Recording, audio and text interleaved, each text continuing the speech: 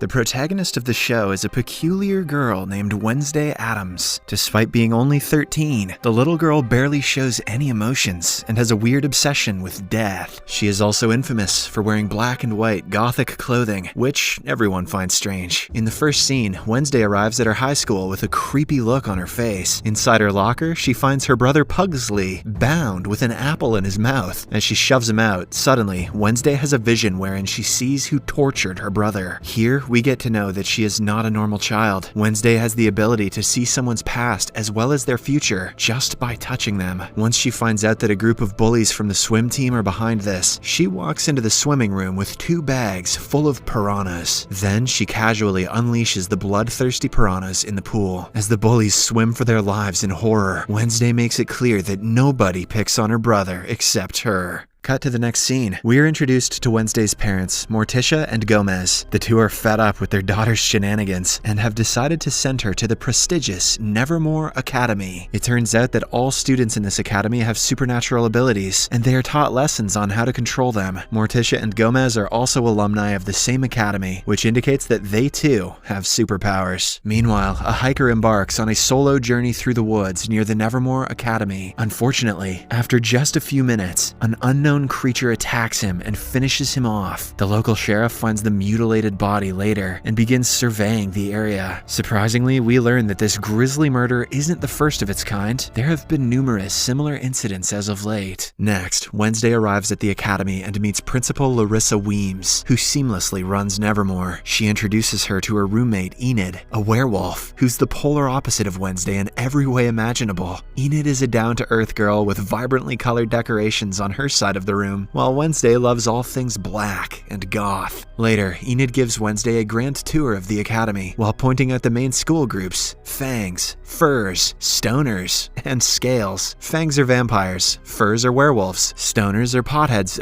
gorgons with snakes on their heads, and Scales are sirens who have the ability to manipulate people. Enid also shows her the most popular girl in school, Bianca Barclay, a gorgeous siren, and her ex-boyfriend Xavier Thorpe, a death artist who can transform his drawings into reality. Meanwhile, as the Addams family departs in their car, Gomez releases Thing, a chopped-off living hand. Thing is tasked with keeping watch over their daughter. The following day, Wednesday joins fencing class, where she is pitted against the impressive Bianca. After a bit of back and forth, the girls end up with equal points, so they decide to remove their masks and fight until someone draws blood first. Soon enough, a brutal battle erupts, with both of them matching each other stride for stride. However, at the end, Bianca ultimately emerges victorious when she slashes a small cut on Wednesday's cheek. Later, as Wednesday exits the infirmary after getting patched up, she is almost crushed to death by a falling stone gargoyle. Luckily, the death artist, Xavier, arrives just in time and pushes her out of the way. Shortly after, Wednesday returns to her room, but she suspects that someone is watching her. Hence, she searches the room and eventually finds the hand, Thing. Realizing that it's her parents' doing, Wednesday threatens the hand to be loyal to her, or else she will lock him up in a drawer. Terrified, Thing vows to be faithful. Due to Wednesday's piranha prank, she has to take mandatory therapy sessions. So, Principal Larissa drives her to her therapy session in Jericho, a small town outside of Nevermore. She meets her therapist, but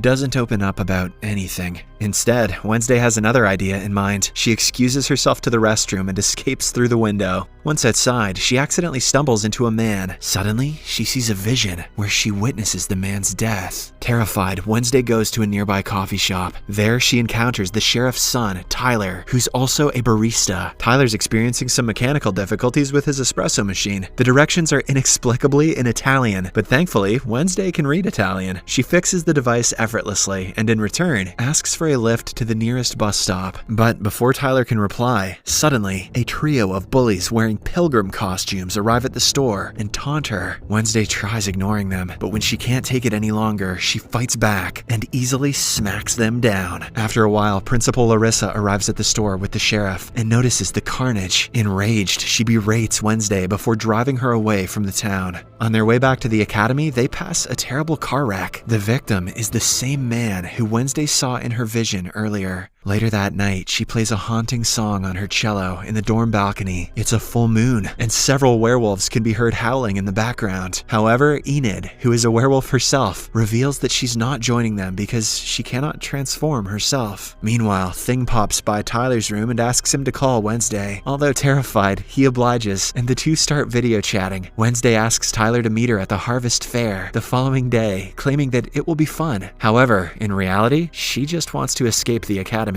While at the fair, we see Larissa watching over Wednesday like a hawk. Despite this, the goth teenager somehow manages to catch up with Tyler. The two almost escape the place, but just then, Wednesday stumbles into one of her classmates, Rowan. He immediately runs into the woods, and since Wednesday touched him, she has a vision. Rowan has been brutally mauled to death by someone. Terrified, she has a change of heart and goes after him to impart the news. But before she can say anything, Rowan uses his telekinesis ability and secures her high up in a tree. He then reveals that his mother, a powerful seer, envisioned Wednesday destroying the Nevermore Academy 25 years ago. Hence, Rowan believes that he has to kill her before anything bad can happen. He then starts choking her telekinetically. Geez, at least buy her telekinetic dinner first. But suddenly, a massive monster leaps in, tears Rowan apart, and vanishes into thin air. Wednesday stands over his mutilated body and sees the illustration his mother supposedly drew of her. Soon after, police officers, led by the sheriff, begin looking for Rowan's body, but are unable to find it. As expected, the sheriff does not believe Wednesday's statement about a monster attacking Rowan and thinks it was a Nevermore student instead. An officer disrupts their conversation, and surprisingly, we see Rowan, who is very much alive. When Wednesday arrives at her room, she notices that her roommate Enid is too preoccupied with the Po Cup competition, an annual boat riding game. Later, she tries talking to Rowan, but Principal Larissa informs her that she has been expelled for a reason she can't share. As a result, Wednesday reverts to Plan B and asks Thing to keep an eye on Rowan. The scene then cuts to Rowan, who has arrived at the train station, with Thing following closely behind. After observing the surroundings, he covertly heads to the restroom and changes his appearance into that of an old man. Unfortunately, Thing loses track of him and misses this transformation. Later, the old man changes to Principal Larissa. This reveals that she is actually a shapeshifter, and for some reason, she is covering up Rowan's murder. Left with no options, Wednesday ventures into the woods to look for Rowan's murder clues. She is accompanied by Tyler, who is stalking his dad. After a while, she finds Rowan's glasses, and as she picks them up, she has a vision. In the vision, she sees a purple book from which Rowan got the drawing. Wasting no time, Wednesday confronts her class teacher about the book, and the latter reveals that it belonged to an old student society called the Nightshades. However, the society has long since disbanded. After school, Wednesday sneaks into Rowan's room to look for the book. She finds a mask underneath his bed, but before she can leave, Xavier arrives. It turns out he is Rowan's roommate. Wednesday quickly hides under the bed, and right then, Bianca also arrives to visit her ex. She overhears their conversation and learns that Bianca is planning to crush Enid in the upcoming boat riding competition. Hence, as soon as she returns to her room, Wednesday decides to help Enid by joining the competition so that they can take Bianca down. The next day, Wednesday and Enid gear up for the competition. As there are no rules, it is all fair game, and Bianca is using this to her advantage. There are 4 teams, and the game is that they have to row their boat to a destination and back. Whoever is the first one to arrive at the finish line without being knocked out in the lake is declared the winner. As the contest begins, Bianca hints at one of her friends, who is ready to sabotage the other boats. The friend, who turns out to be a mermaid, dives into the lake and destroys one of the boats, knocking the team out. Thankfully, Wednesday and Enid are prepared, so with the help of Thing, they manage to capture the mermaid. However, during the contest, Wednesday has another vision. This time, she sees a blonde hair version of herself, and that version tells her she is the key. Confused, Wednesday snaps into reality, only to find that Bianca's team is leading the race. Unwilling to give up, she and Enid decide to play dirty. They use Bianca's underhand methods against her, and finally win the competition. With this, a non-siren team has won the esteemed competition for the first time in 4 decades.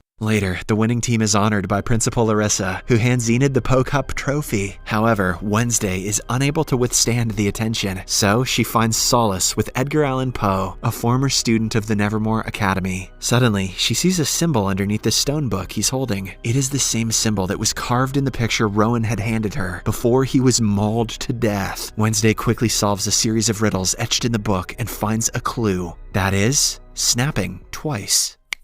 When she snaps twice, suddenly, a secret corridor opens, revealing a hidden chamber. If this academy had a beat poetry club, this portal would not be a secret. There, Wednesday successfully finds Rowan's book, from which he had torn the picture. She puts the book in her backpack, but before she can go further, someone thrusts a black sack over her head. Shortly after, when the sack is taken off, she finds herself surrounded by Bianca, Xavier, and a few more students who are members of the Nightshades Club. Turns out, although the group was previously disbanded, Principal Larissa reinstated it secretly. Xavier urges Wednesday to join their group, but she straightaway refuses and walks away. In the next scene, we see Principal Larissa announcing the annual outreach day, where the Nevermore students will have to mingle with normal people, also known as normies, by working alongside them at their establishments. Once they arrive in town, Wednesday tells Xavier that his roommate might have been murdered. The latter doesn't think Rowan is dead because he was only expelled. Despite this, Wednesday shows him the picture Rowan's mother drew. Xavier takes a close look at it and reveals that the man in the picture is actually the founder of Jericho, Joseph Crackstone. A while later, Wednesday decides to volunteer in the Pilgrim World, the place that holds Jericho's history. There, she meets Eugene, a young boy she had befriended in the beekeeping club. The two immediately get to talking and start observing the surroundings. Soon, the students are approached by Miss Arlene, the caretaker of the Pilgrim World. She gives them a tour and talks about some of Joseph Crackstone's beloved artifacts. Wednesday asks more about the artifacts and learns that they have original farm tools, tableware, and even the family chamber pot. Ew. She wants to work there, but can't because it's being renovated. Instead, they're all going to work at the Ye Old Fudgery to distribute fudge and cakes to the local tourists. Later, Wednesday, with the assistance of Eugene, sneaks into the Crackstone family chamber. She finds a painting of the old meeting house, which includes the girl from her vision. Shortly after, she also finds the book that the girl was carrying. However, when Wednesday notices that the pages are blank, she suspects it is a fake. Just then, the caretaker Arlene arrives and catches her. Wednesday asks about the original book, and Arlene hesitantly reveals that it was stolen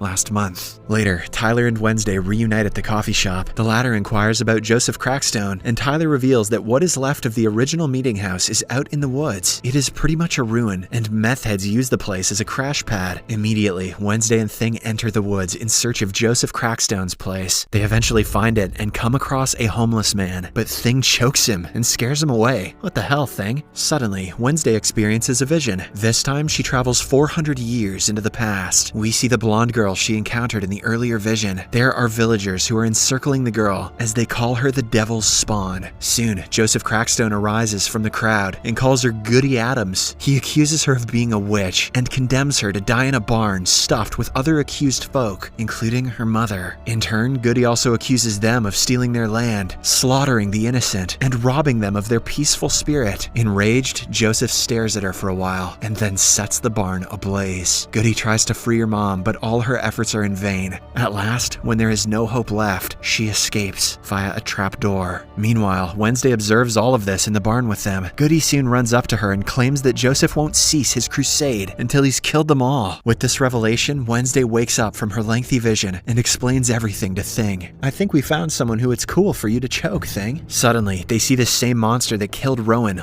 lurking behind them. Wednesday runs after it in the rain, but can't keep up. Hence, she follows the footprints, which strangely start transforming into a human's. This reveals that the monster is actually a human. Right then, she runs into Xavier and tells him what she saw. He wants to look at the tracks, but the rain has already washed them away. The following day, everyone reunites in the town square for the unveiling of a new statue dedicated to Joseph Crackstone. Wednesday plays an instrumental version of Fleetwood Mac's Don't Stop with the Jericho marching band, while the mayor and Larissa announce the statue. However, disaster ensues when Thing, as per Wednesday's orders, sets the statue in flames. While others run away in horror, Wednesday's eyes gleam with vengeance as she swiftly plays the cello. Later, Principal Larissa tears into Wednesday, suspecting that she caused the incident. However, the teenager refuses to have done anything and instead confronts Larissa for refusing to acknowledge the bloody racist truth on which Jericho was founded. Hell yeah. That night, the homeless man from earlier is being attacked by the monster, and his camera begins taking pictures of the incident. Moments later, the sheriff and his crew arrive at the forest ruins and find the homeless man dead. They discover footage on his camera that may reveal the culprit's face. After developing the photos, the sheriff looks upon the face of the killer, a monster born from nightmares.